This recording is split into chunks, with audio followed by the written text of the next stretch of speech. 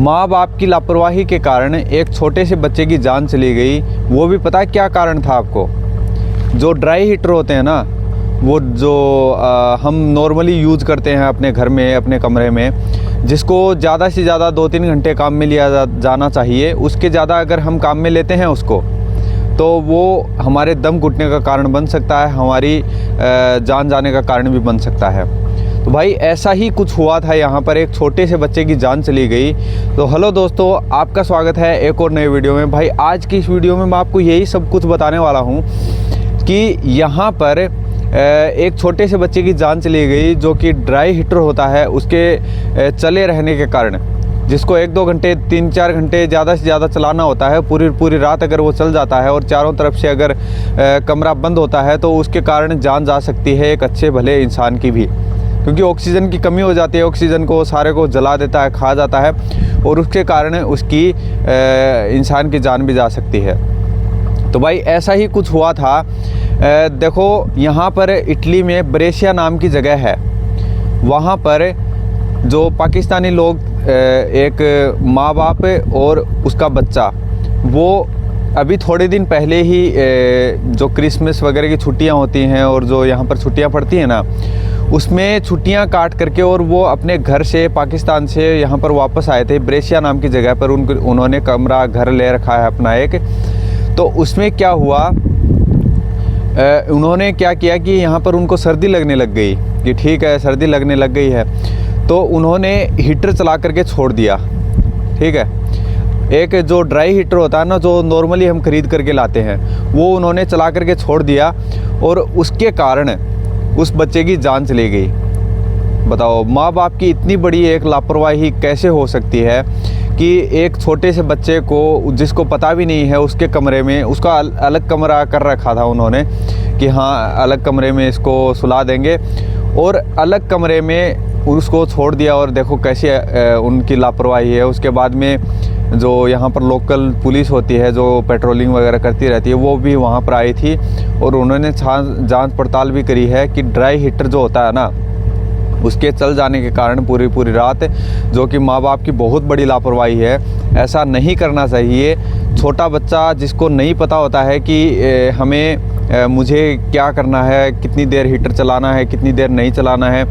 देखो मुझे भी यहाँ पर ड्राई हीटर दे रखा है एक, ठीक है, लेकिन मैं ना उसको पूरी रात नहीं चलाता हूँ। उसको जब भी सोता हूँ ना, सोने से पहले जस्ट, क्योंकि यहाँ पर देखो सारे जितने भी मकान वगैरह जितने भी होते हैं ना, उनको सारों को पैक करके रखा जाता है चारों तरफ से। उनमें ज़्यादातर कोई वेंटिलेशन का कुछ ज़्यादा कुछ होता नहीं है। ठीक है, वेंटिलेशन जो रोशनदान होते हैं ना, वो ज़्यादा कुछ होते नहीं है यहाँ पे, अंदर का ही अंदर सिस्टम होता है बस। ठीक है, तो उसमें हमें ध्यान रखने वाली बात यही होती है कि भाई जो ड्राई हीटर होते हैं ना, उनको ज़्यादा यूज़ नहीं करना चाहिए। मैं 1 घंटा 2 घंटा बस ज़्यादा से ज़्यादा सोने से पहले उसको बंद करके फिर सोता हूँ, जिसमें भी क्या होता है ना, आंखें जलने लगती हैं और थोड़ी सफोकेशन होने लगती है।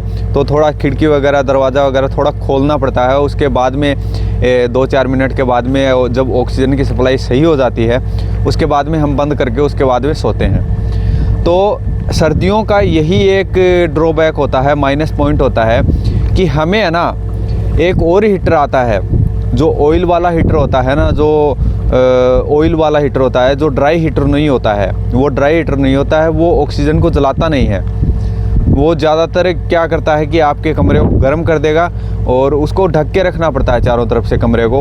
उसमें हमें सफोकेशन भी नहीं होती है।